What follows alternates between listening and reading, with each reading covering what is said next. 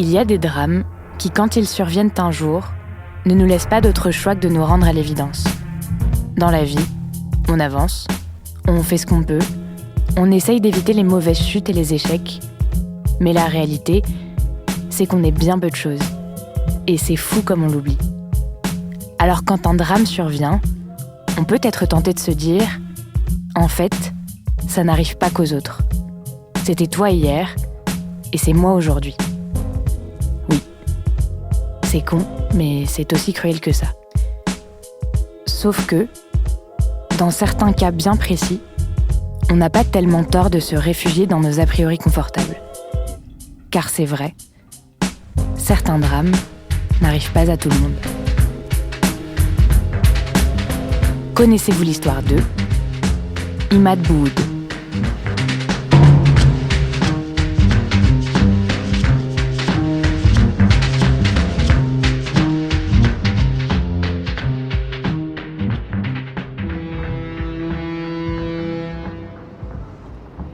« 1995, année des élections à l'appel en France. Municipale, présidentielle, Chirac est sur le point d'être élu président avec son slogan « La France pour tous », pendant qu'NTM, Assassin ou Akhenaton, Bite de Boule, la Clica ou les Sages-Peaux font entendre d'autres vécus, d'autres points de vue, ceux des quartiers.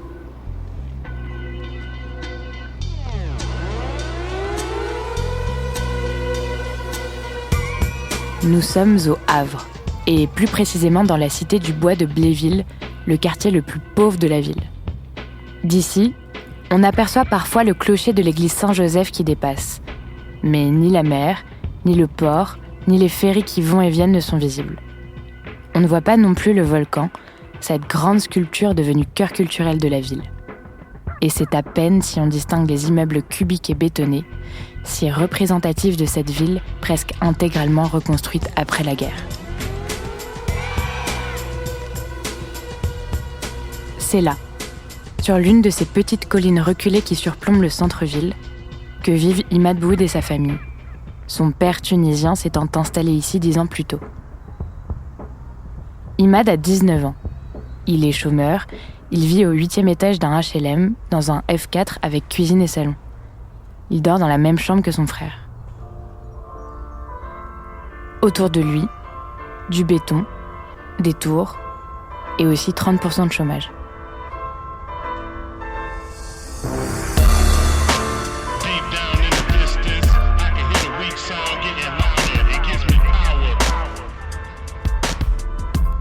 Imad, c'est un gars tendre, calme et gentil, comme s'accorde à dire collégialement sa famille et celles et ceux qui le connaissent. Imad est aimé, il est même le préféré de sa mère, Zouina, un ado qui prend grand soin de ses proches, notamment de son petit frère, du genre à aller le chercher après les cours avec une paire de baskets en guise de cadeau. Il a fait sa scolarité sans trop de heurts, va jusqu'au lycée mais ne passe pas le bac. Il veut faire un apprentissage. Son rêve, devenir cuisinier. Il a cette idée en tête depuis l'adolescence et passe son temps à faire des gâteaux avec sa mère qui l'aide et le conseille à coups de « mais plus de ci, mais plus de ça ». Il aimerait plus tard ouvrir une boulangerie avec elle. Tu feras le pain et je ferai les gâteaux. Des macroutes et des baklavas suintants de miel, des tartelettes à la confiture et des gâteaux au chocolat.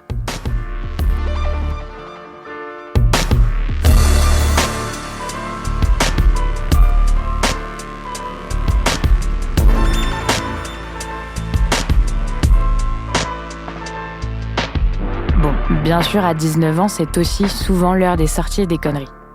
Imad commence à rentrer tard chez lui, plusieurs fois par semaine.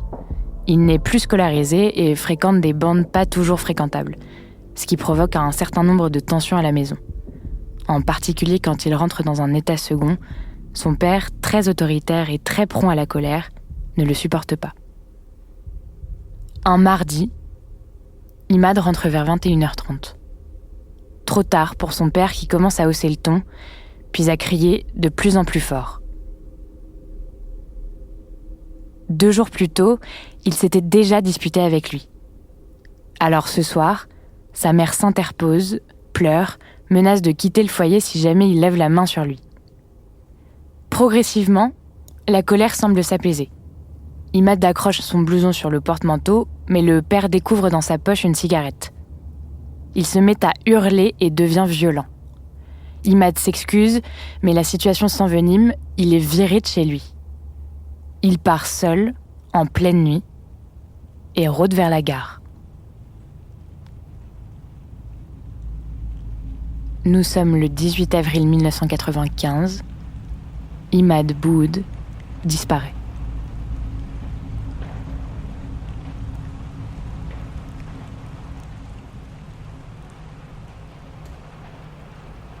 Le lendemain, la mère d'Imad s'inquiète. Où peut-il bien être ? La famille, désemparée, part à sa recherche. Elle partage des photos à toutes celles et ceux qu'elle croise. Des passants lambda à des SDF squattant la gare. Elle se rend à l'armée du salut, à la police, à l'hôpital. Mais pour le moment, le silence est total et pendant 3 semaines, Imad demeure introuvable.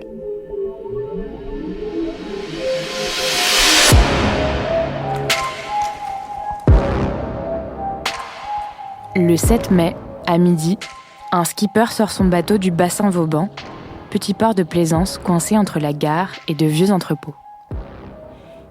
Il croit voir flotter un cadavre.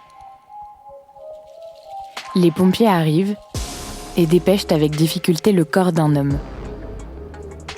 1m78, 65 kg, et la peau largement rongée par le sel, les algues, les crabes et les allers-retours des voiliers qui lui sont passés dessus.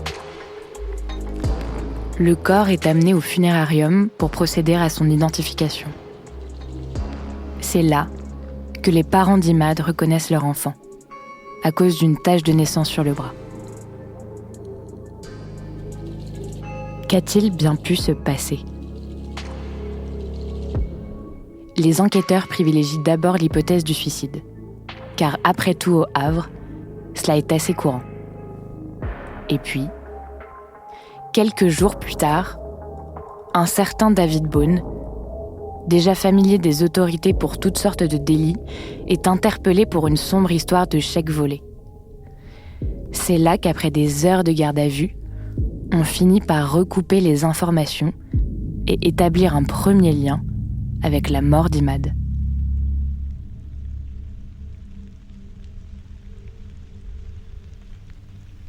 Le 18 avril au soir, quand Imad se fait virer de chez lui, il erre vers la gare et voit 2 silhouettes, 2 hommes. Ce qu'Imad ne sait pas, c'est qu'il s'apprête à rencontrer 2 skinheads au crâne rasé et croix nazie tatouée sur l'épiderme. David Beaune, 23 ans, surnommé Étoile de David, et son apprenti, Michael Gonçalves, 21 ans, aka Babyfoot. Ils assistaient quelques heures plus tôt à un meeting du Front National. Ce qu'Imad ne sait pas, c'est que David et Michael font partie d'une petite bande qui a l'habitude de se retrouver la nuit dans les bunkers abandonnés de la ville. Là-bas, ils célèbrent l'idéologie nazie et se réjouissent de leurs dernières bastons et autres actions racistes et xénophobes. Ils partagent un idéal commun, perpétuer la race blanche et détruire toutes les autres. Bien sûr, les Noirs et les Arabes sont en première ligne et ils n'ont pas intérêt à croiser leurs routes.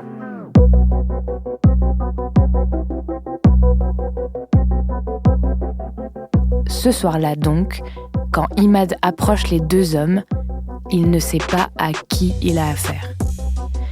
On ne sait pas comment, mais les 3 hommes se retrouvent près du bassin Vauban, ce petit port de plaisance situé à quelques pas de la gare.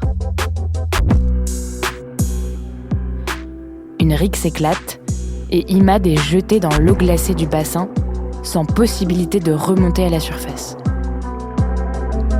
Il est ivre, diabétique et sans son insuline, et donc dans l'impossibilité ni de se défendre, ni de pouvoir nager.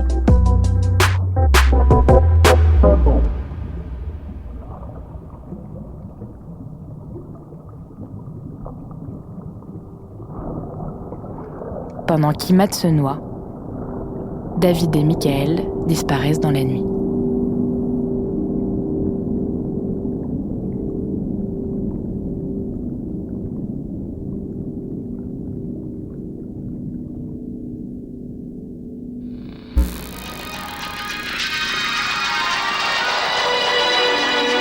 titres de l'actualité au Havre, affrontement entre policiers et une centaine de jeunes la nuit dernière, dégâts matériels importants, une dizaine d'arrestations. À l'origine, la mort d'un jeune homme à la suite d'une bagarre. Les uns parlaient d'accident, les autres de crimes racistes.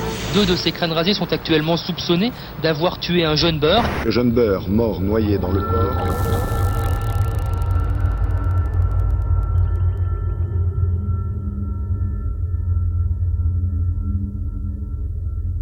Au même moment, les tensions sont vives au Havre. L'emploi de l'expression « crime raciste » est silencié par peur d'émeutes. Mais c'est souvent quand on veut faire taire que ça explose. Mort au skin, amour et paix, taguent 2 jeunes sur les murs. Ils sont embarqués. Les jeunes des quartiers crient leur colère. Ils défoncent le bar des témoins, lieu de boisson et de vie où les skins aiment se retrouver entre crânes rasés. On crame des poubelles, des voitures, tout en dénonçant le mutisme et l'abandon des pouvoirs publics. Une marche est organisée en mémoire d'Imad. La famille craint les échauffourées et conjure à tous ceux qui sont présents de rester calmes, de ne pas faire de vagues, que la justice fera son travail. Ne pas faire de vagues, alors qu'Imad s'est fait jeter à l'eau, c'est impensable pour celles et ceux qui ont au moins une fois eu affaire à ces nazions. Gaz lacrymogène et pierres, jusqu'à ce que le quotidien reprenne le dessus.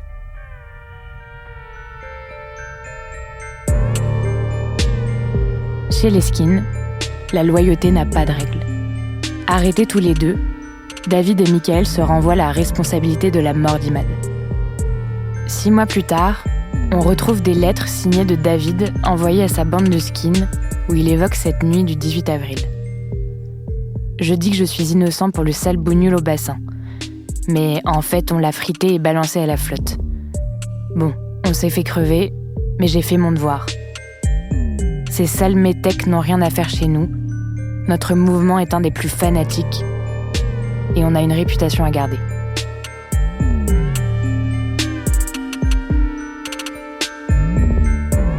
Ce n'est pas la première fois que la haine des skins assassine. 5 ans plus tôt, au Havre, James Dandoyal, un jeune Mauricien, avait été tué par d'autres crânes rasés qu'il avait forcé à ingurgiter bière et produits toxiques avant de le jeter à l'eau. Et depuis un certain temps en France, au Havre, mais aussi à Paris et à Marseille, les skinheads font de plus en plus parler d'eux. Soit par des altercations entre bandes interposées, soit par des filouteries de bas étage, soit par des bagarres, allant parfois jusqu'au meurtre.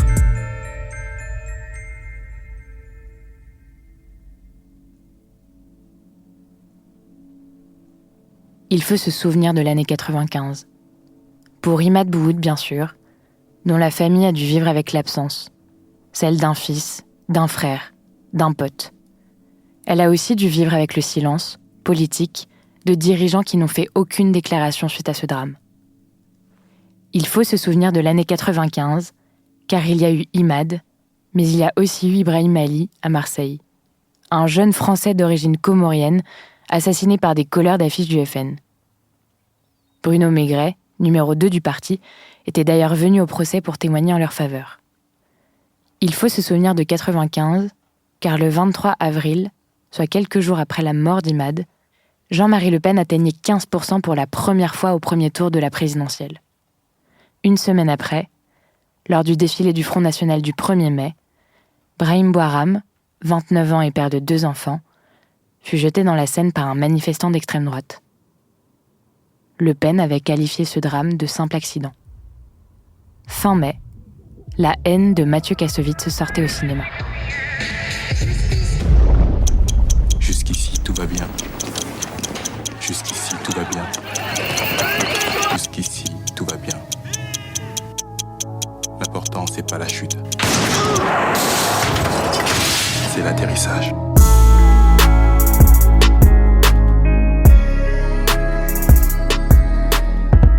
Aujourd'hui au Havre, certaines traces qui auraient pu devenir des symboles et témoigner de cette histoire ont disparu. Le plot d'amarrage numéro 424, là où a été repêché Imad, n'existe plus. La plaque mémorielle, qui avait été posée quelques jours après sa mort, et où était écrit « Ici, Imad, assassiné le 18 mai 1995, victime du racisme, a été rapidement arraché et jamais remplacé.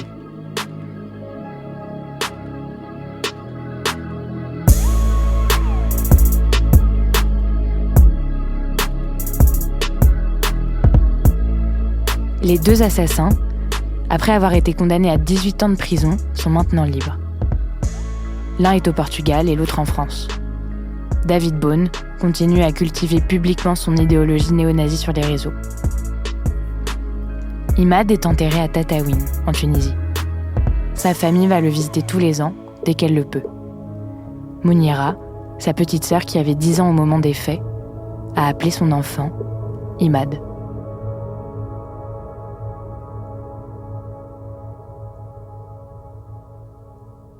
Bien que certaines traces aient disparu, il faut se souvenir d'Imad Bouhoud.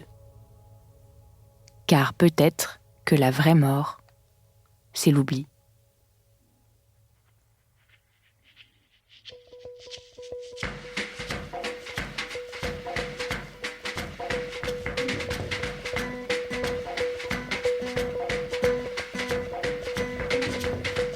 Héros de cette histoire, Imad Bouhoud. Merci à Zouina, Boudir et Mounira Bouhoud pour leur témoignage. Merci à Benoît Marin-Curtou pour avoir répondu à nos questions et partagé son enquête. Autrice et narratrice, Juliette Livartowski. Réalisatrice, Solène Moulin. Productrice, Diane Jean. Recherchiste, Marion Lefebvre. Connaissez-vous l'histoire d'eux ? Car l'histoire, c'est nous.